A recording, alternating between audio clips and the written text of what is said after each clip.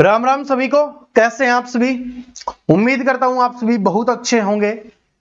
और दोस्तों, आज हम करने वाले हैं एचएसएससी सीईटी 2025 के लिए गणित के मैथ के बहुत प्यारे प्यारे क्वेश्चंस, या आप बोल सकते हो सबसे आसान सवाल जो आपके एग्जाम में आते हैं, हर बार आते हैं।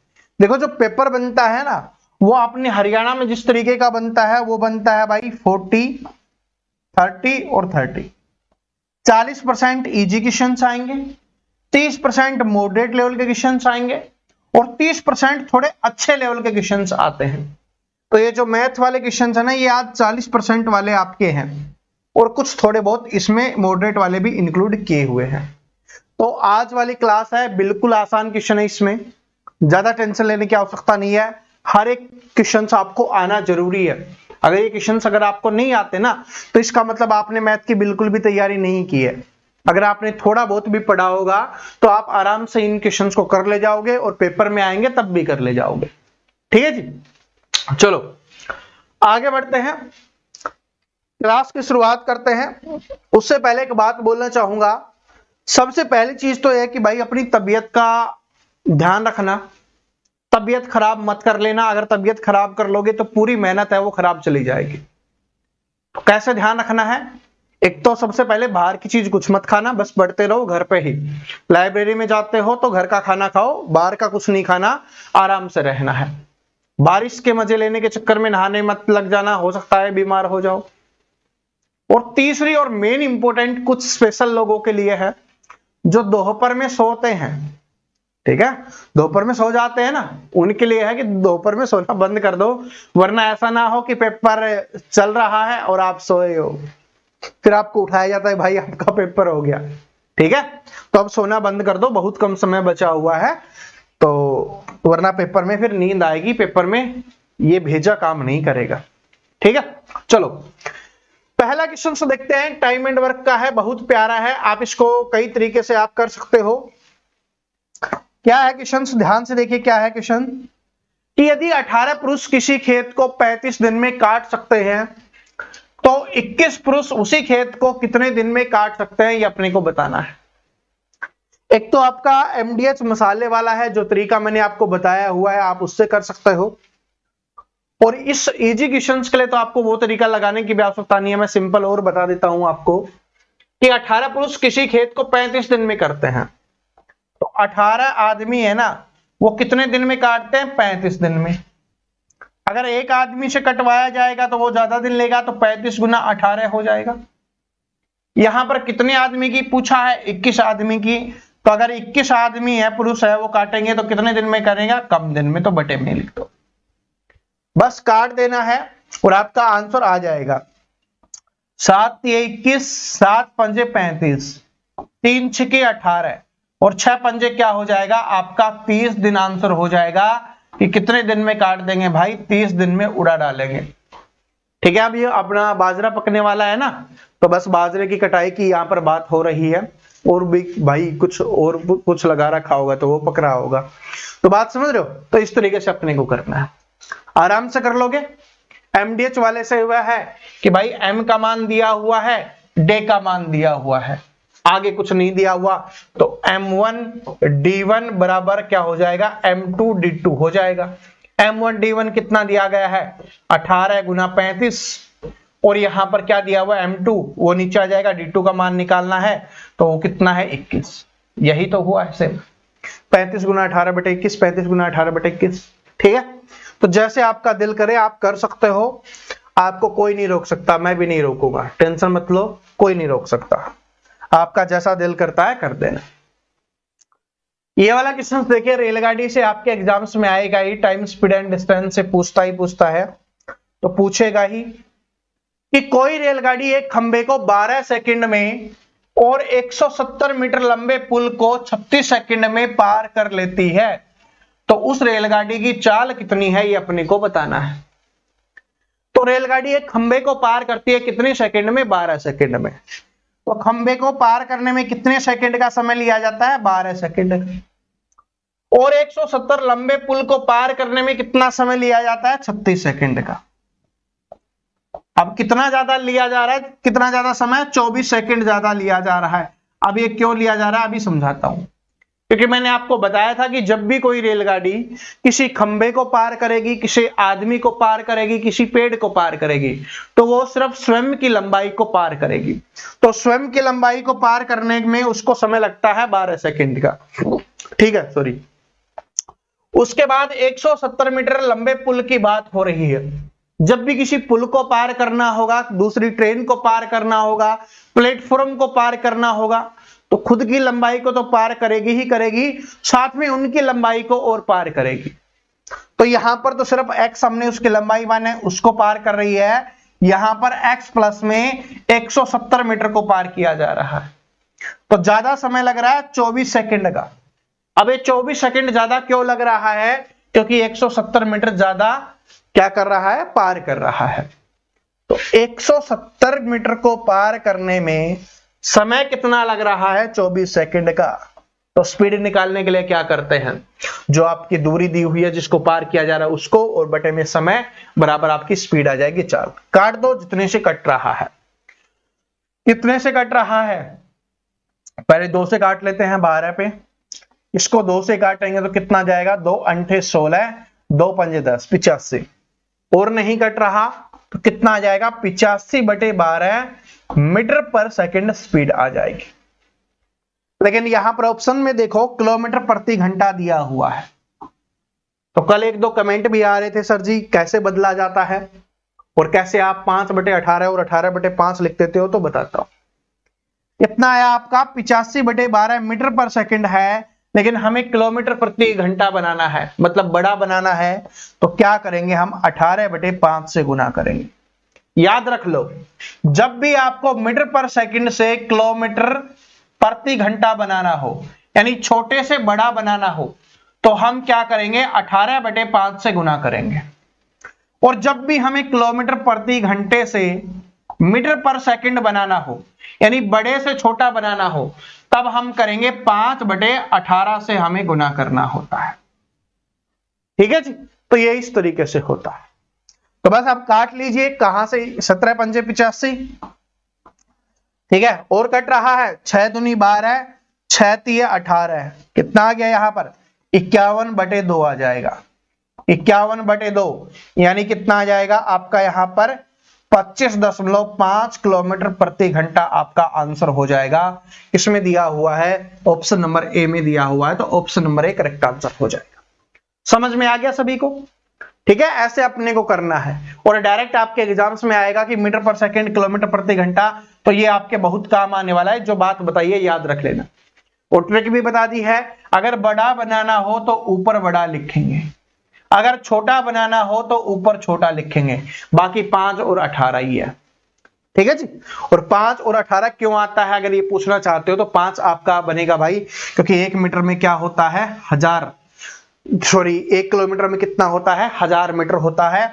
और 1 घंटे में कितनी सेकंड होती हैं? 3600, क्योंकि 1 घंटे में 60 मिनट और 1 मिनट में 60 सेकंड। तो ये तो काटते हैं ना, 2 0 से 2 0, यहां से 2 से काटा तो 5 पे, यहां पर 2 से काटा तो 18 पे, तब जाके ये बनता है। ठीक है, तो रटना नहीं है, ये तरीका होता है। लेकिन अब तो आपको बताना था, बस वही काम आएगा आपके, ये इतना काम थोड़ी ना आएगा। चलो, एग्जाम का समय है, एग्जाम के समय में बेसिक बातें नहीं बताई जाती, और जो बताना जरूरी होता है वो मैं आपको बता ही देता हूं। ठीक है, अपने घर की बात है, अपना किसी और से कंपटीशन थोड़ी ना है। इतने लाइव आ जाएंगे तो मजा आ जाएगा, इतने लाइव दिखा देंगे तो मजा आ जाएगा, नहीं। तभी तो जो स्टूडेंट बोलते रहते हैं ना, सर जी लाइव कराओ। भाई लाइव हरियाणा में लाइव का खेल चल रहा है, तो उससे हमें बचे रहने दो, हमें ईमानदारी से पढ़ा लेने दो बस, क्योंकि हमारा काम है पढ़ाने का।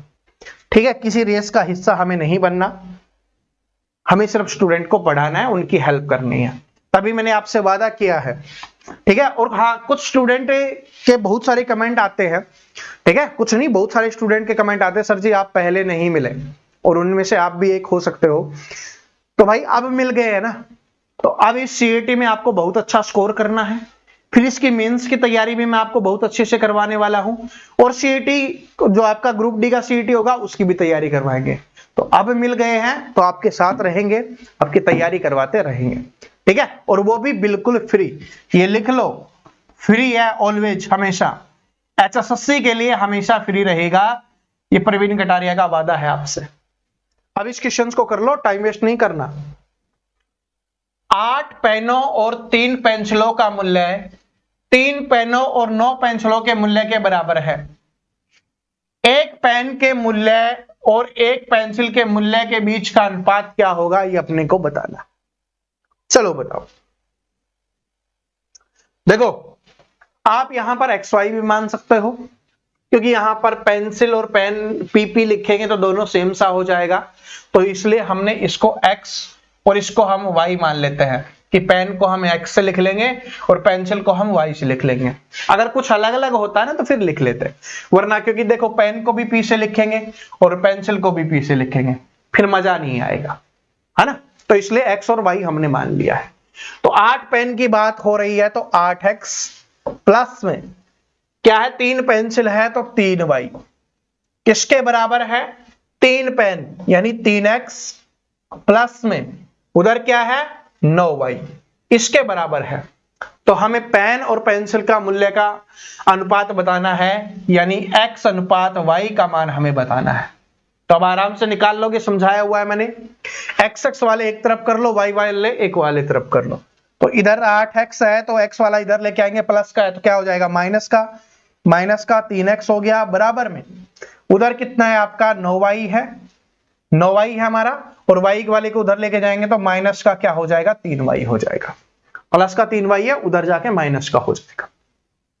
इसमें से 8X में से 3X गया कितना 5X, बराबर में 9Y में से 3Y गया तो कितना बचा 6Y।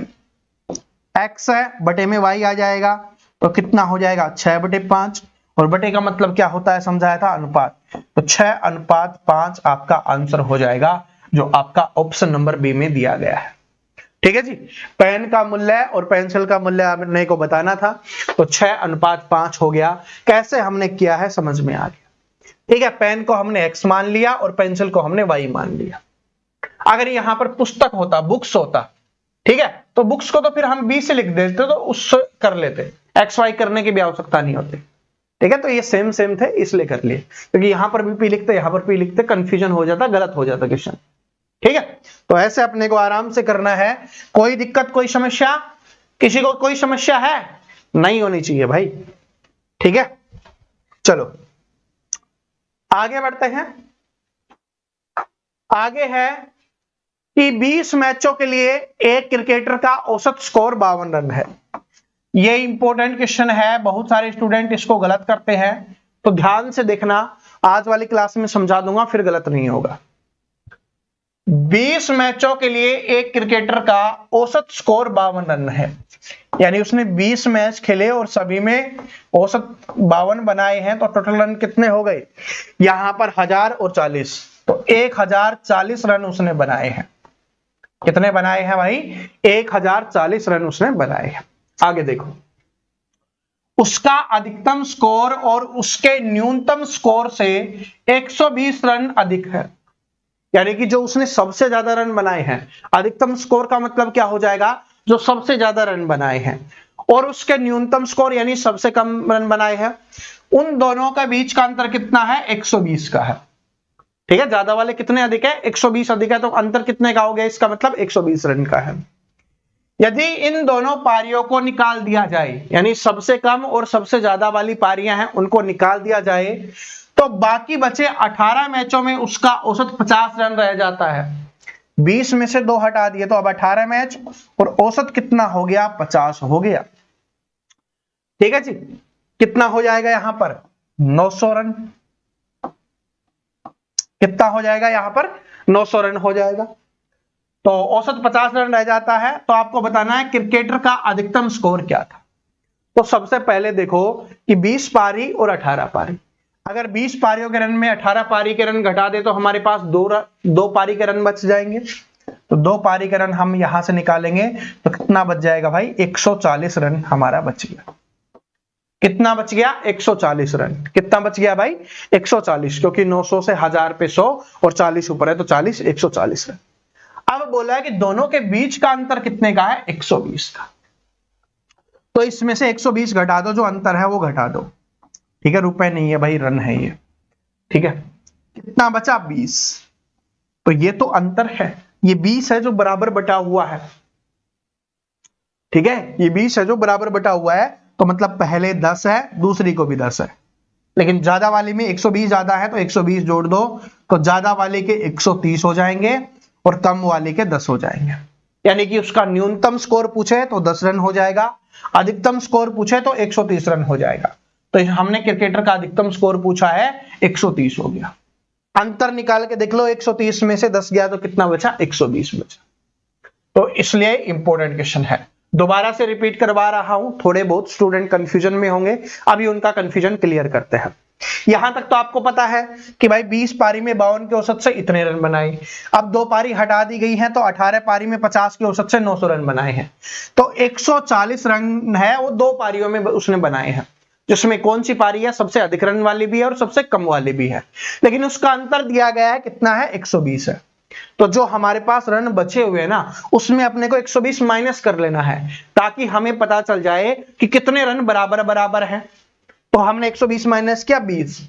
अब 20 को 2 से डिवाइड कर दो, क्योंकि 2 पारियों में बराबर बंटने हैं ये, तो हर पारी को 10-10 मिलेगा, तो 10 और 10। अधिकतम वाले में 120 अधिक है तो 120 जोड़ दो तो 130।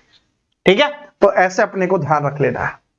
चलो आगे देखते हैं। ये वाला क्वेश्चन इंपॉर्टेंट है, जब भी आता है बहुत सारे स्टूडेंट इसमें कंफ्यूज होके रह जाते हैं।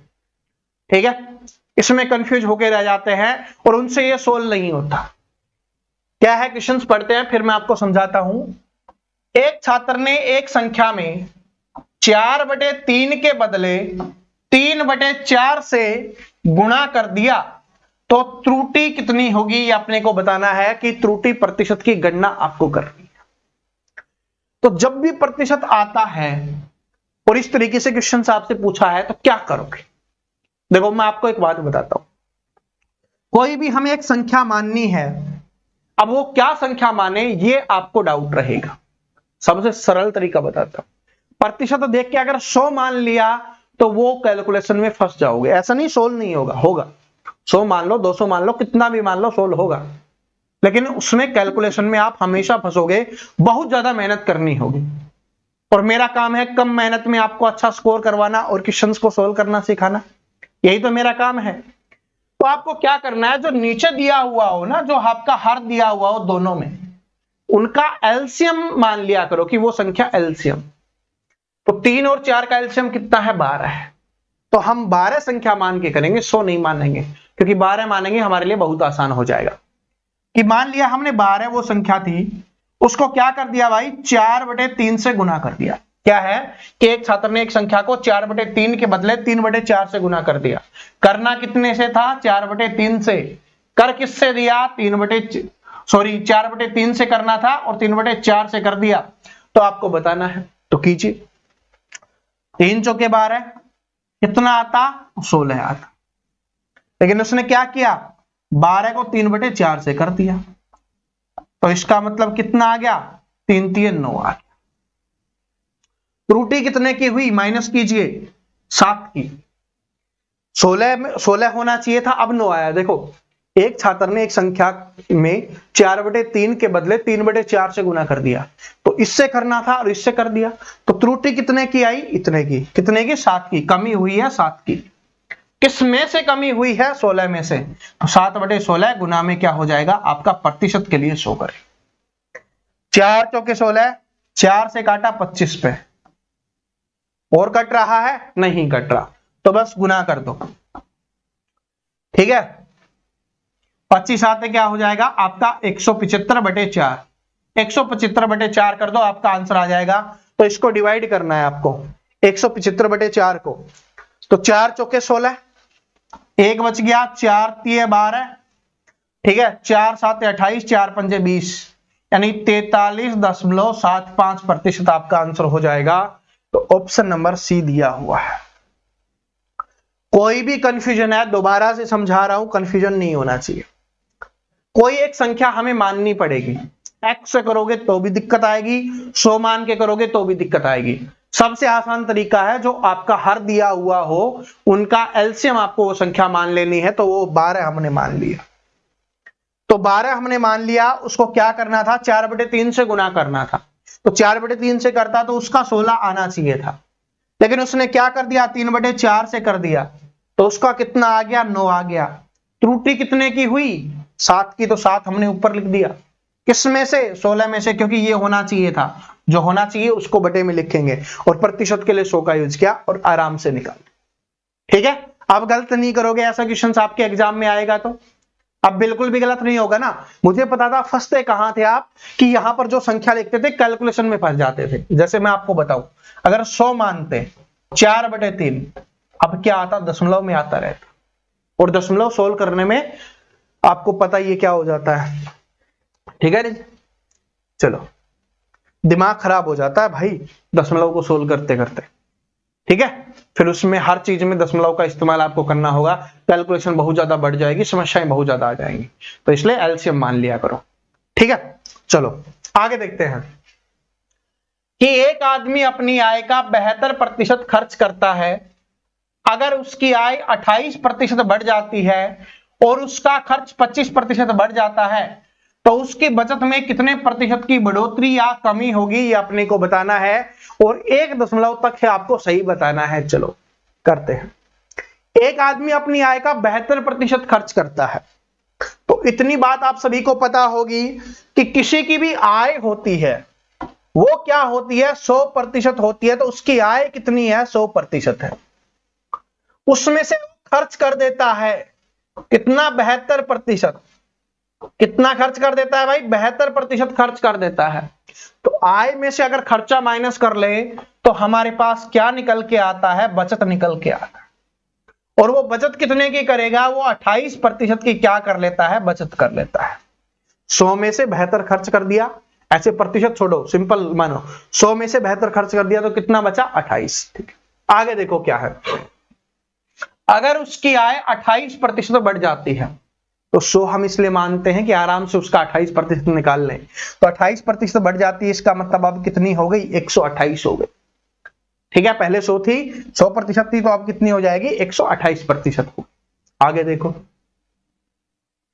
उसका खर्चा है वो 25% बढ़ जाता है। 25 का मतलब क्या हुआ, 1/4, तो 72 का 1/4 बढ़ा दो।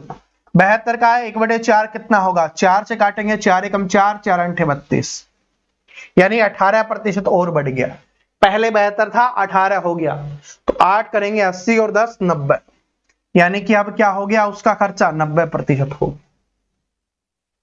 लेकिन 128 में से अब 90 हुआ है, तो 128 में से 90 अब कितनी बचत करता है, वो 38% की बचत करता है। ठीक है, 128 कमाता है, 90 खर्च कर देता है, तो 38 वो बचा लेता है। अब हमसे क्या पूछा है उसको देखिए, तो उसकी बचत में कितने प्रतिशत की बढ़ोतरी या कमी हुई है। 28 से 38 हुआ है, 28 से 38 हुआ है, तो क्या हुआ है, बढ़ोतरी हुई है, कमी तो नहीं हुई। तो कमी वाले तो आंसर हो ही नहीं सकते। बढ़ोतरी हुई है कितने की, 10%। 10 की बढ़ोतरी कितने से, 28 से, क्योंकि 28 थी ना, उसी से 38 हुई है, तो 10 की बढ़ोतरी हुई 28 से, गुना में 100। अब काट दो, 4 7 28 और 4 से काटोगे 25 पे, और 250/7 आ गया। कितना आ गया, 250/7। देखो सिंपल क्वेश्चंस मैंने नहीं रखे ताकि थोड़ी थोड़ी कैलकुलेशन आपको बता सकूं कि कैलकुलेशन आपको करनी है।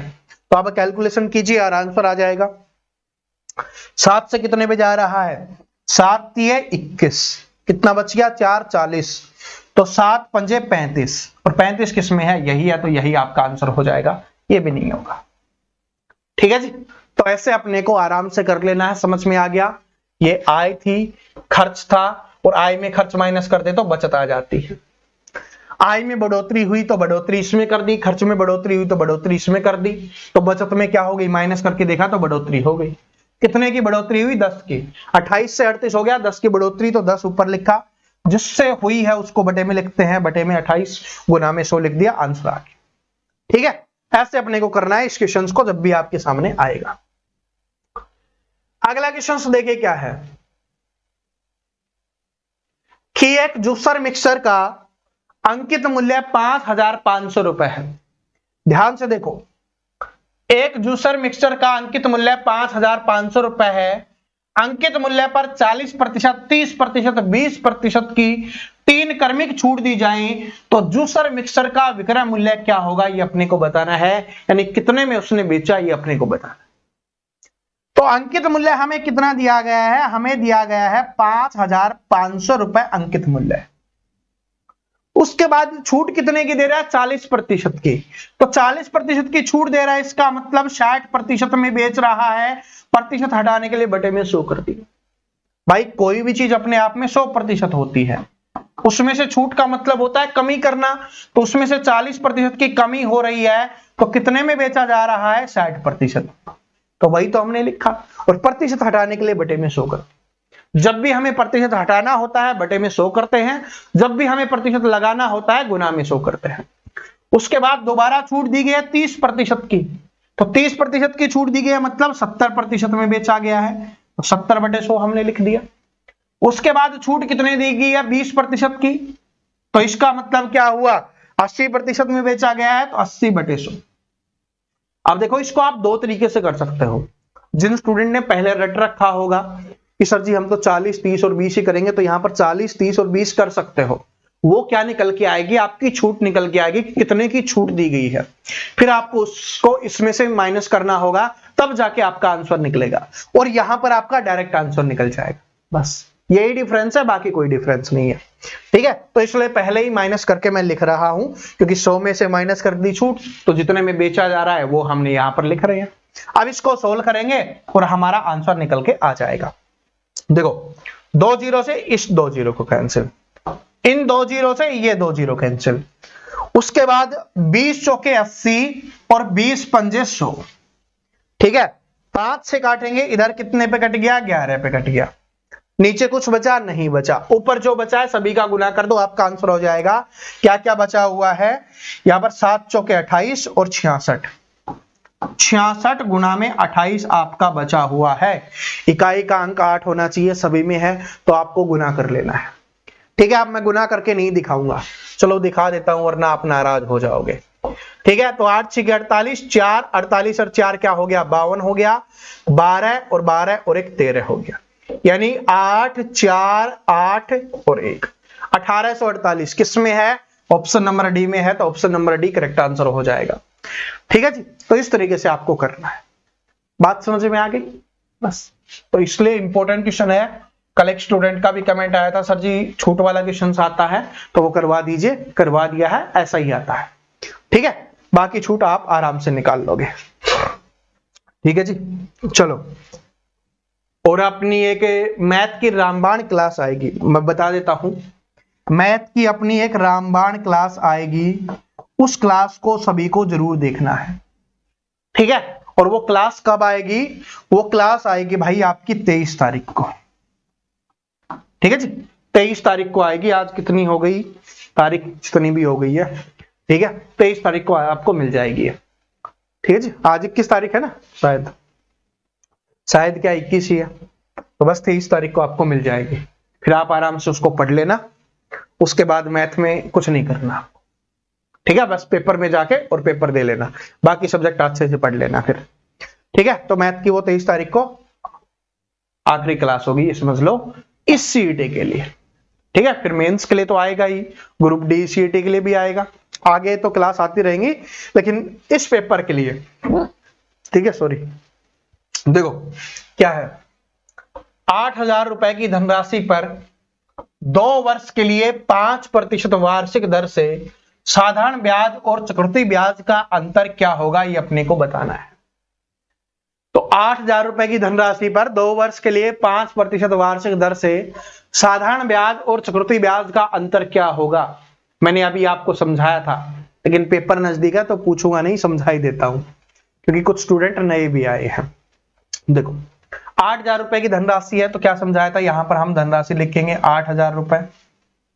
उसके बाद दिया हुआ है दर, 2 साल की बात हो रही है, पहले साल का ब्याज दूसरे साल का ब्याज। तो ये तो साधारण ब्याज हो गया। और पहले साल के ब्याज पर ब्याज ये हो जाएगा आपका चतुर्थी ब्याज, और ये वाला ही अंतर होता है, यही हमारा आंसर होगा। तो दर कितनी है? 5% है। कितनी है? 5%। तो कितना हो जाएगा? 20 कितना हो जाएगा? 400 रुपए। 400 रुपए। इसका भी 5% करना है तो 20 हटा दो, गुना कर दो, 20 रुपए। अंतर कितने का हो जाएगा? 20 रुपए का हो जाएगा। ठीक है जी। अब आपसे इसमें साधारण ब्याज पूछे तो कितना हो जाएगा? 800 रुपए हो जाएगा। चक्रवृद्धि ब्याज पूछे तो 820 रुपए हो जाएगा। और अंतर पूछे तो दोनों में से माइनस करोगे 20 रुपए आएगा। तो ये वाला ही अंतर होता है, मैंने आपको पहले भी समझाया। तो अंतर पूछा था तो क्या हो जाएगा? 20 रुपए का अंतर हो जाएगा। ठीक है जी। तो आज वाली क्लास है वो हमारी यहीं पे समाप्त होती है। क्लास कैसी लगी कमेंट करके जरूर बता देना। ठीक है जी। और जो भी आप बोल रहे हो ना सर जी इस टॉपिक के क्वेश्चंस, इस टॉपिक के क्वेश्चंस, वो सारे के सारे टॉपिक के क्वेश्चंस आपको हमारी रामबाण क्लास में मिल जाएंगे। तो टेंशन लेने की आपको आवश्यकता नहीं है। ठीक है। उससे पहले एक क्लास और आएगी, उसमें मैं आपको और स्पेशल क्वेश्चंस करवा दूंगा। फिर जो रामबाण क्लास होगी वो तो समझ लो भाई रामबाण ही है, जब नाम ही रामबाण है। ठीक है। तो क्लास कैसी लगी कमेंट करके जरूर बता देना। मैथ समझ में आता है या नहीं आता ये भी बता देना भाई। कोई भी डाउट, कोई भी समस्या, कोई भी परेशानी हो आपके लिए ही है, बता देना। और नए आते हो तो चैनल को सब्सक्राइब जरूर कर लेना ताकि अगली क्लासेज हैं वो आपको मिलती रहे। ठीक है। अपने दोस्त, भाई, बहन, मित्र, मित्रानी जो भी है सभी के साथ शेयर कर दो। और फिर मिलते हैं अगली क्लास में। तब तक हंसते रहो, मुस्कुराते रहो, पढ़ते रहो। जय हिंद, जय हरियाणा, जय हरियाणवी।